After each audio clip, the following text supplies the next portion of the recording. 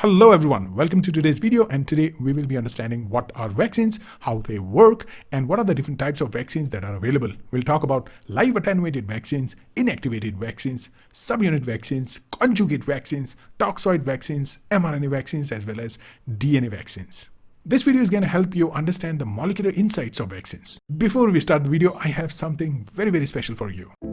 Let me introduce something I have created just for researchers like you. Research Goal.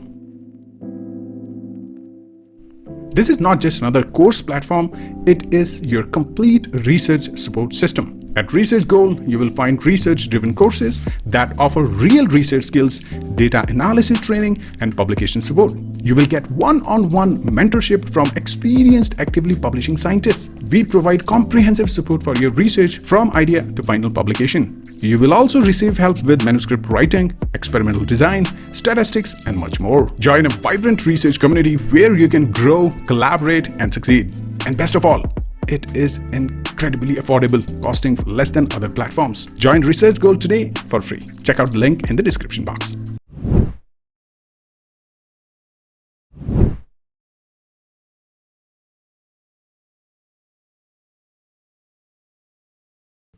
Imagine your immune system as a tiny army. It fights viruses and bacteria by recognizing them, training other immune cells, and also remembering them for the future. Now, vaccines are like training sessions for immune army, teaching it what the enemy looks like, and in this case, bacteria and viruses, without having the real interactions.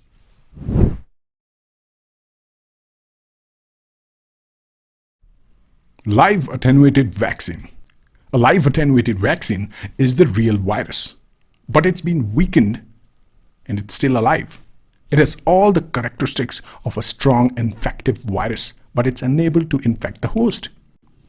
However, understand this, the virus is still alive. It is real enough to train your immune system, but it won't cause illness in healthy people. This gives strong, long-lasting immunity. The example is MMR vaccine.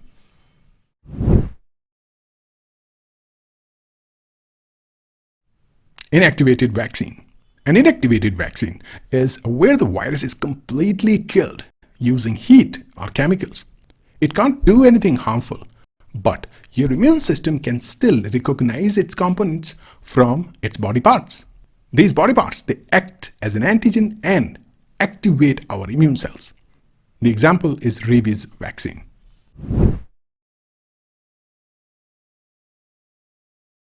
Now let's talk about subunit vaccine.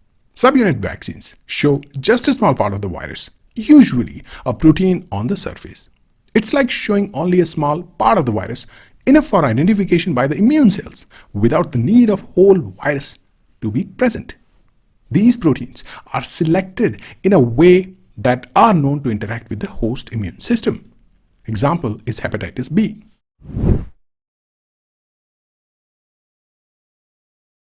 Next category is conjugate vaccines. Some pathogenic bacteria, such as Haemophilus influenzae type B, possesses polysaccharide capsules, sugar-based outer layers that help them evade the immune system. The immune response to these pure polysaccharide antigens is typically weak or T-cell independent. Conjugate vaccines solve this problem by chemically linking the polysaccharide to the carrier protein. This transforms the immune response from T-cell independent to T-cell dependent, greatly enhancing immunogenicity and memory formation. The example for this type of vaccine is HIB, which is Haemophilus influenza type B conjugate vaccines.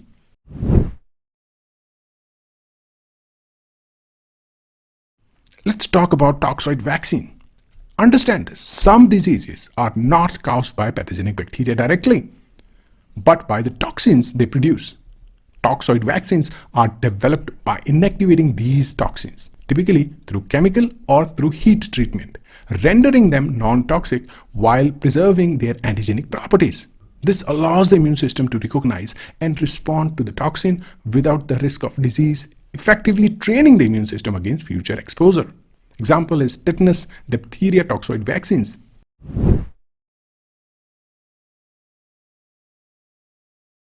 mRNA vaccine. mRNA vaccines, they work by delivering synthetic messenger RNA into the body, which provides the genetic instructions for host cells to produce a harmless fragment of the virus, typically the spike protein. This protein acts as an antigen, promoting the immune system to recognize it and mount a defense. Example is mRNA-based viral vaccines.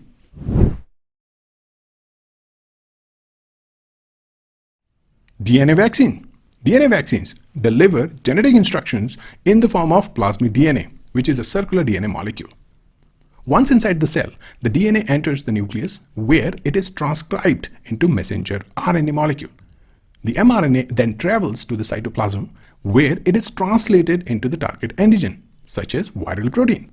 This antigen is then presented to the immune system, allowing it to recognize and respond to future infections. The example is ZyCoV-D vaccine. Thank you so much for watching the video. Please, if you like the video, do share and subscribe to the Basic Science series. I'll meet you in the next video. Till then, stay tuned and keep learning.